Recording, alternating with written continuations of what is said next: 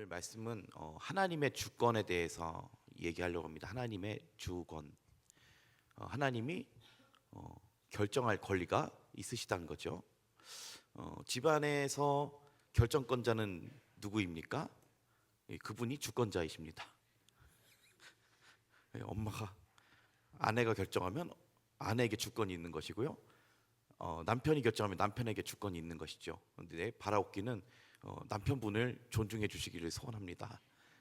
예, 성경에 나온 것 같이 아멘이 없고 다들 웃기만 하시는데요. 이럴 줄 몰랐습니다. 예, 아무튼 예, 하나님 주권이라고 합니다. 하나님 주권. 이 결정권을 누가 하신다는 것이죠? 결정을 하나님이 다 하신다는 겁니다. 하나님이 결정하시는 일. 우리가 구원도 마찬가지죠. 제가 이제 청년 학생들한테 이런 1대1 양육을 하면서 그런 걸 물어봅니다. 하나님이 주신 지혜인데요. 이 구원에 대해서, 구원의 확신에 대해서 물어보려고 할 때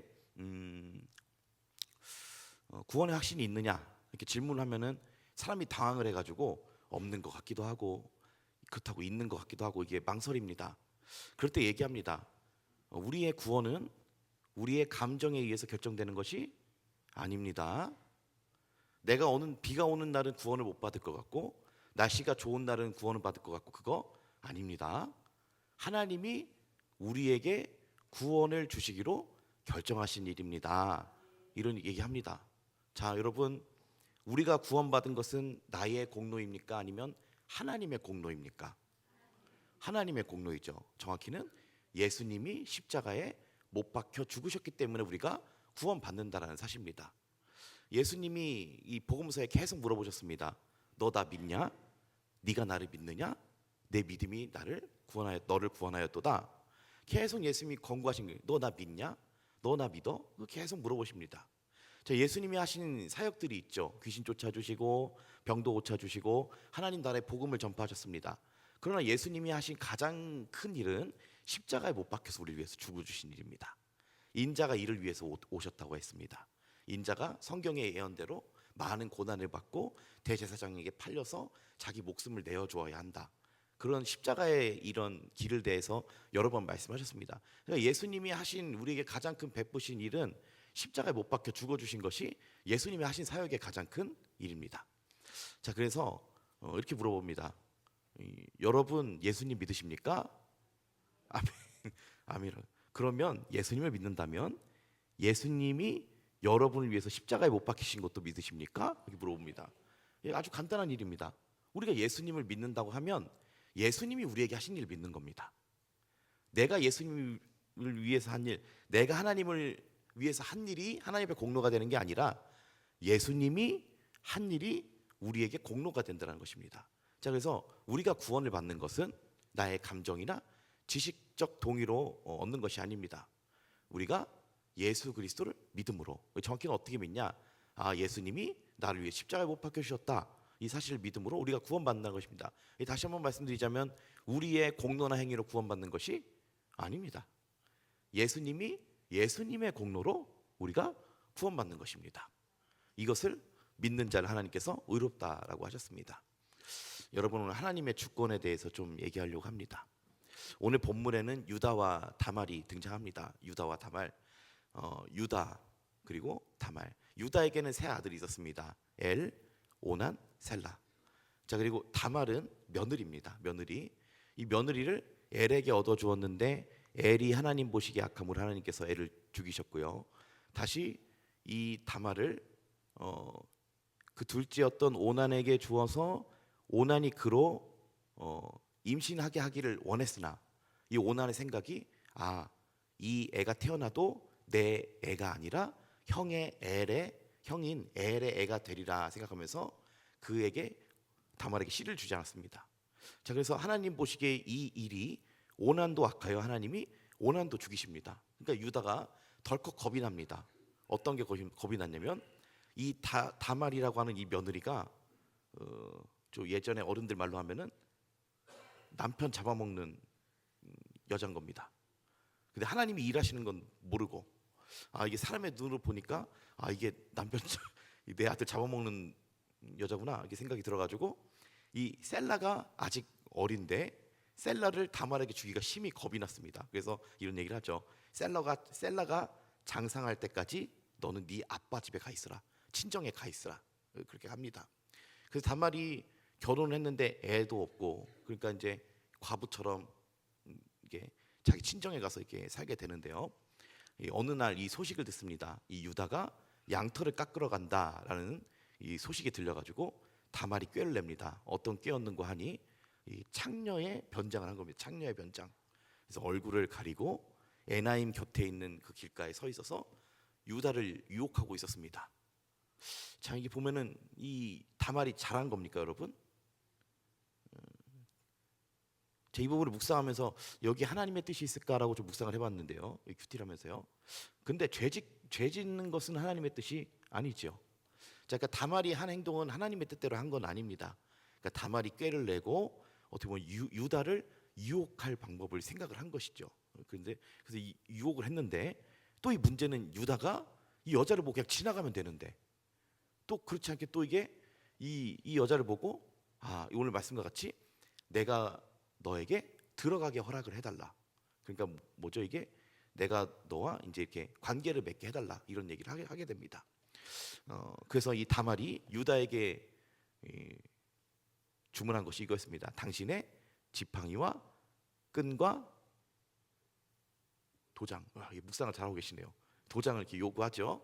자, 그래서 이 세 가지를 받고 이렇게 유다가 다말과 관계를 맺은 후에 다말이 이제 임신을 하게 됩니다. 그리고 이제 사라져 버렸죠. 자, 그래서 이렇게 3달이 지난 후에 갑자기 이 다말의 배가 불러오기 시작합니다. 그 소문이 나기 시작합니다. 얘가 남편이 없는데 배가 불러오기 시작하네. 이거 혼자 살더니 이거 바람 폈구나. 이제 이런 소문이 나는 것이죠. 그 유대 사회 법에는 이제 이 여자를 돌로 때려 죽여야 되는 겁니다. 왜냐하면 이제 행음을 했기 때문에, 간음을 했다고 생각이 들어서 이게 때려 죽이려고 했는데, 유다가 죽이려고 했는데 이 다말이 이 마지막으로 꺼낸 비장의 무기가 있었습니다. 뭐죠? 유다의 지팡이와 끈과 이 도장을 내밉니다. 그래서 유다가 아차 싶습니다. 그래서 26절에 이렇게 얘기합니다. 한번 읽어보실까요? 26절 말씀입니다. 유다가 그것들을 알아보고 이르되 그는 나보다 옳도다. 내가 그를 내 아들 셀라에게 주지 아니하였음이로다 하고 다시는 그를 가까이 하지 아니하였더라. 아멘. 자, 그래서 유다가 내가 그 길가에서 들어갔던 그 창녀가 사실은 다말이었구나. 그리고 자기에게 사실은 부끄러움이 있는 일이지 않습니까? 이것을 보고 다말한테 얘기합니다. 너가 나보다 옳다. 네가 물론 다말이 한 행동이 하나님 앞에 올바른 행동은 아닙니다. 그 유다도 올바른 행동을 하지는 않았지요. 그러나 유다의 입장에서는 그래, 네가 나보다 낫다. 내가 너에게 아들을 구해주지 않으니까, 남편을 구해주지 않으니까 너가 그렇게 했구나. 근데 내 실수가 더 크다라고 하면서 이 다말을 용서해주게 됩니다. 자, 그런데 이 마태복음 1장을 보면은 아브라함부터 다윗까지 연례되어, 자, 그리고 다윗부터 바벨론으로 사로잡혀갈 때까지 연례되어, 자, 그리고 바벨론에서부터 예수 그리스도까지 14대더라 이런 말씀이 있습니다. 이 뭐죠? 이 하나님의 이 섭리 가운데 이 사람들이 나고 출생을 하고 그 대수가 이어졌다는 겁니다. 그래서 14대, 14대, 14대 이렇게 됐던 것은 우연이 아니라 하나님이 그 모든 배경에 주권적으로 섭리하셨다는 것을 보여주고 있죠.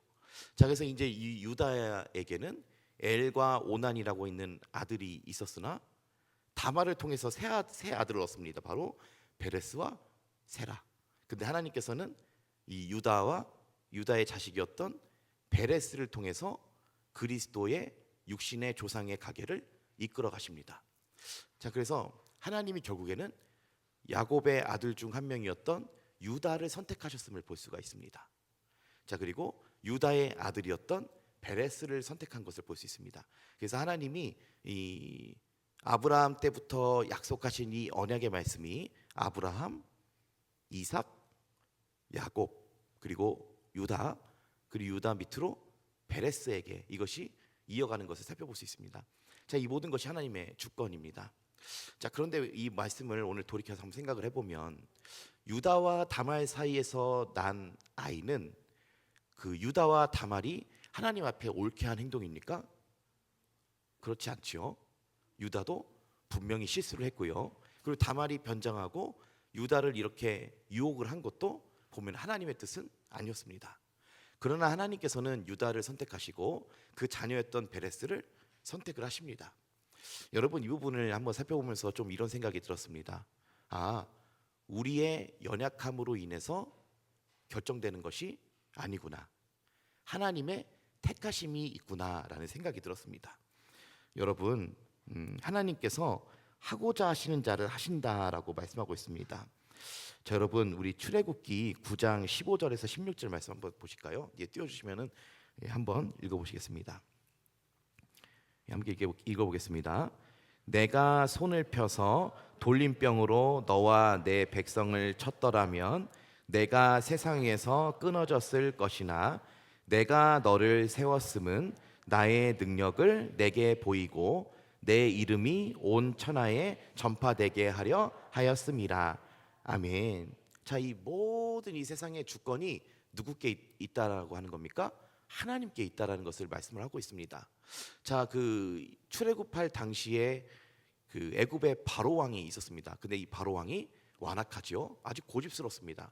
자, 그런데 하나님이 내가 너를 왜 세웠는지에 대한 이유를 이렇게 말씀하시는 겁니다. 오늘 말씀에.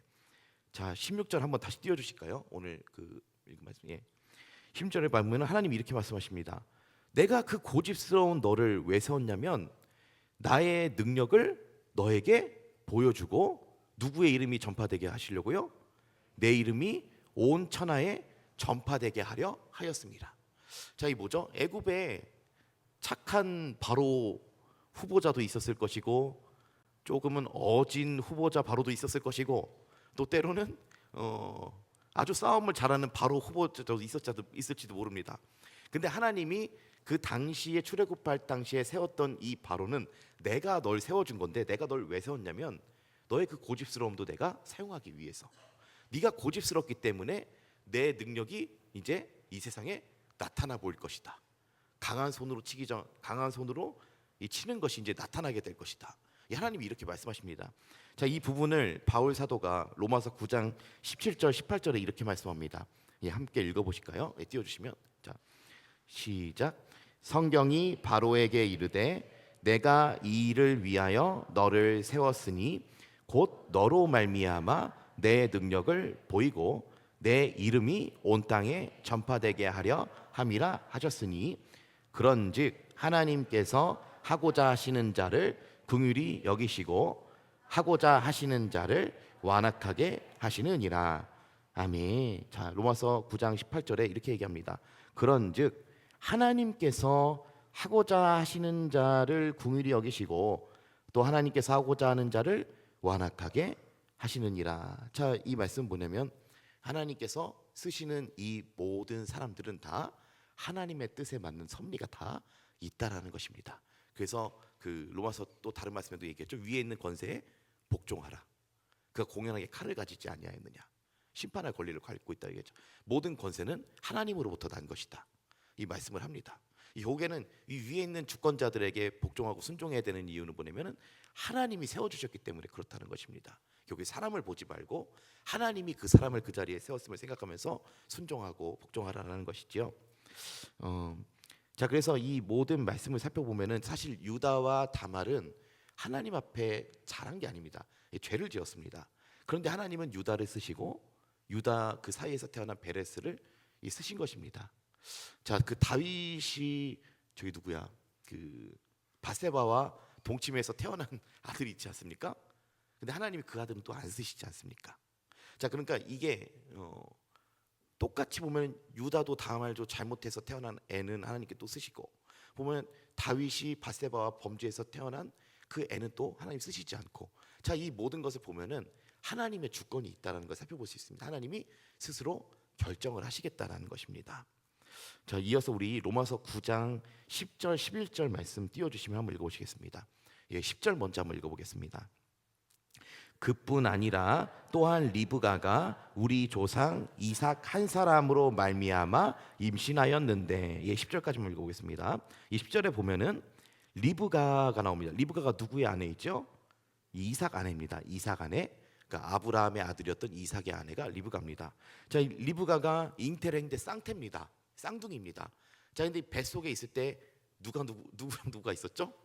에서랑 야곱이 이 배에 있었습니다. 자, 그런데 11절에 하나님이 이렇게 말씀하십니다. 자, 11절 한번 로마서 9장 11절 읽어보겠습니다. 시작. 그 자식들이 아직 나지도 아니하고 무슨 선이나 악을 행하지 아니한 때에 택하심을 따라 되는 하나님의 뜻이 행위로 말미암지 않고 오직 부르시는 이로 말미암아 서게 하려 하사. 아멘. 11절 말씀 보면 이렇게 얘기합니다. 이 아이가 뱃속에 있었으니 무슨 착한 일을 하고 나쁜 일을 했겠습니까? 그렇죠. 근데 하나님이 누굴 택하셨다 그러냐면은 큰 자가 작은 자를 섬기리라 해가지고 에서가 야곱을 섬기리라 이 말인데요. 하나님이 야곱을 뱃속에서부터 선택을 하셨다는 겁니다. 자, 이 일이 어떤 의미가 있냐면 이 사람이 이 뱃속에 있으니까 아직 아기로 태어나기도 전부터 아직 선이나 악을 아무것도 행하지 않은 그 상태에 아무것도 하지 않았을 때 하나님이 결정하신 그 결정, 하나님의 주권, 내가 그렇게 하겠다 라고 하는 그 주권으로 이 하나님의 뜻이 서게 하려 하신다라고 말씀합니다. 그 11절 말씀, 로마서 9장 11절 말씀 다시 한번 읽어보실까요? 시작. 그 자식들이 아직 나지도 아니하고 무슨 선이나 악을 행하지 아니한 때에 택하심을 따라 되는 하나님의 뜻이 행위로 말미암지 않고 오직 부르시는 이로 말미암아 서게 하려 하사. 아멘. 자, 오직 뭐라고 합니까? 오직 부르시는 이로 말미암아 선다. 사람에 의해서가 아니라 오직 부르시는 이 하나님에 의해서 선다. 사람이 잘하고 잘못하고가 중요한 게 아니라 하나님의 택하시는 뜻이 중요하다는 겁니다. 자, 그래서 11절 말씀에 이렇게 쓰여 있습니다. 택하심을 따라 되는 하나님의 뜻. 자, 한번 따라해 보실까요? 택하심을 따라 되는 하나님의 뜻. 택하심을 따라 되는 하나님의 뜻. 자, 하나님의 뜻은 어떻게 되냐면 하나님의 택하심 때문에 된다는 겁니다. 하나님의 택하심 때문에. 자, 그래서 이 말씀을 우리의 신앙생활에 적용을 하면요, 우리가 사실 선하거나 악한 건 중요하지 않다는 겁니다. 그렇다고 하나님께 순종하지 말아야 된다는 말이 아니고요, 하나님께서 택하시는 게 중요하다는 겁니다. 자, 여러분, 우리는 하나님께 택하심을 받은 자들입니다. 하나님께 부르심을 받은 자들입니다. 하나님이 택해 주셨기 때문에 우리가 지금 여기 있는 거고요, 하나님이 불러주셨기 때문에 지금 우리가 이 길을 갈 수 있다는 것입니다. 한 번 더 따라해 보시겠습니다. 택하심을 따라 되는 하나님의 뜻.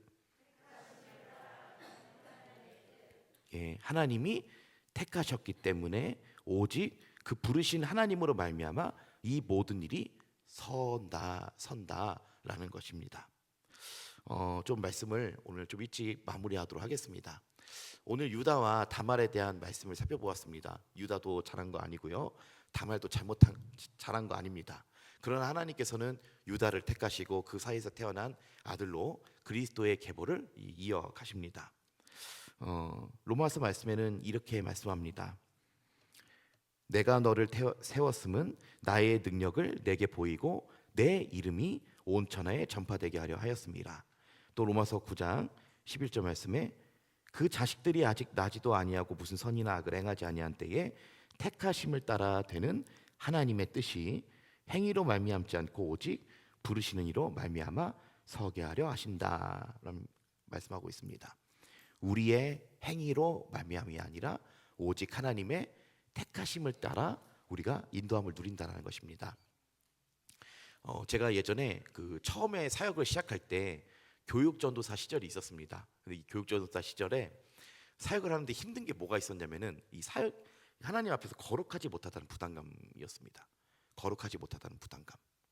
이것 때문에 이 청년부를 처음에 맡아서 했는데요, 청년들이 3명이 결석하면 제가 한 주간 죄 지은 게 떠오르는 겁니다. 내가 죄 지어서 청년들이 교회 안 왔구나. 자, 그런데 또 청년들이 2명이, 2-3명이 평소보다 더 많이 오면 내가 하나님 앞에 깨끗하게 살아가지고 더 많이 왔구나.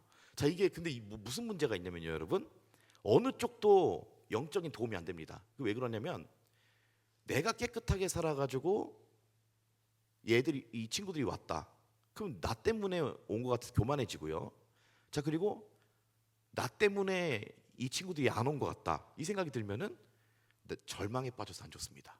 내가 잘못해서 또 영혼들이 못 왔구나 또 이런 생각이 드니까요. 제가 그것 때문에 한 2달을 고민한 것 같습니다. 너무 힘들었습니다. 근데 하나님 앞에 맨날 거룩하게 살면 얼마나 좋을까요? 하나님 앞에 한 점 부끄럼 없이 살면 얼마나 좋을까요? 하나님 앞에서 선한 양심이 내 하나님 앞에서 증거이면 얼마나 좋을까요? 그런데 우리가 하나님 앞에서 범죄하고 죄를 지으면 하나님 앞에 나가기가 너무 부끄럽지 않습니까? 제가 그런 눌림이 와가지고 하나님 앞에 너무 힘들다고 이제 기도한 적이 있었습니다. 하나님, 하나님 앞에 거룩하게 살아야 되고 순종하며 살아야 되고 하나님 말씀대로만 제가 살아야 되는데 그렇지 못할 때가 너무 많습니다. 저 때문에 청년부가 부흥이 못하는 것 같아요. 이것 때문에 혼자 스스로 괴로워하고 있습니다. 근데 이때 하나님께서 제게 말씀 한 절을 들려주셨는데 어떤 말씀이었냐면 사도행전 3장의 말씀입니다. 베드로가 성전 미문에 앉아 있는 사람을 고쳐주죠. 은과 금은 내게 없거니와 내게 있는 것을 내게 주노니 예수 그리스도의 이름으로 일어나 걸으라 하고 손을 잡아 일으키니 그 손과 발목이 힘을 얻어 그 사람이 뛰어나서 걸으며 성전 들어가며 하나님을 찬송하였더라. 이러고 이제 사도행전 4장에 가보면 솔로몬 행각에 모인 사람들이 있습니다. 사람들이 베드로의 설교를 들으려고 그렇게 구름같이 모였습니다. 근데 베드로가 그렇게 말합니다. 왜 우리 개인의 권능과 경건으로 이 사람이 나은 것 같이 우리를 주목하여 보느냐? 아니다. 그거 아니다. 주 예수의 이름이 이 사람을 일어나 걷게 한 거다. 이 말씀이 너무 저를 회복시켜주는 말씀이었습니다. 베드로가 얘기하죠. 이 사람이 일어난 건 내 개인의 권능이나 내 개인의 경건이 아니다. 예수의 이름이 이 사람을 일어나 걷게 한 것이다. 이 말씀을 제가 듣는 순간 너무 많은 위로가 됐습니다. 그렇구나. 내가 하나님 앞에 하나님이 불러주신 자리에 서 있기만 하면 되는구나. 하나님이 맡겨주신 자리에 서 있기만 하면 되는구나라는 메시지를 제가 하나님께 받았습니다. 제가 하나님 앞에 온전히 깨끗하지 못하고 하나님 앞에 온전히 자랑스러운 생활을 하지 못함에도 불구하고 그 말씀, 왜 우리 개인의 권능과 경건으로 이 사람이 나은 거? 아니다. 예수 이름이 일어나게 한 거지. 자, 이게 뭐죠? 우리 개인에게 행위나 능력이 역사를 일으키는 게 아니라 하나님께 그 능력이 있다는 것입니다. 예수님의 이름에 그 능력이 있다는 것이죠. 이 말씀을 제가 보고 너무 회복이 돼서 하나님이 제게 이런 마음 주시더라고요. 너는 단지 내가 맡겨준 자리에 서 있기만 하면 된다. 내가 맡겨준 직분을 그냥 서 있기만 하면 된다. 때로는 힘들고 어렵지만 또 스스로 힘들어하고 하나님 앞에 왜 거룩하게 서지 못할까 힘들어할 때가 있지만 그러나 불러주신 이가 누구십니까? 하나님이시죠. 저나 여러분은 다 하나님이 불러주셨기 때문에 이 자리에 있는 것입니다. 예수님 말씀하시지 않습니까? 마귀가 있다. 시험에 들지 않게 깨어 기도해라. 그것들이 계속 무너뜨리려고 불화살 쏘고 마음에 침륜되는 생각들을 계속 넣는데 우리가 설 수 있는 건 누구의 은혜 때문입니까? 하나님의 은혜 때문에 우리가 여기 서 있을 수 있는 것입니다. 여러분, 하나님의 주권을 신뢰하시길 바랍니다. 우리 개인의 권능과 개인의 능력이 아닙니다. 오직 우리를 부르시고 택하시고 의롭다 하시고 영화롭게 하시는 그분이 우리의 삶을 이끌어 간다라는 것입니다. 자, 여러분, 오늘 우리가 기도할 때요, 오늘 좀 하나님이 그런 마음을 주셨습니다. 감사하는 기도를 좀 해라, 이런 마음을 주셨습니다. 그래서 오늘 기도할 때 함께 감사기도 한번 해보시면 어떨까요? 오늘 같이 오늘 말씀 마무리하고 찬양하고 기도하도록 하겠습니다.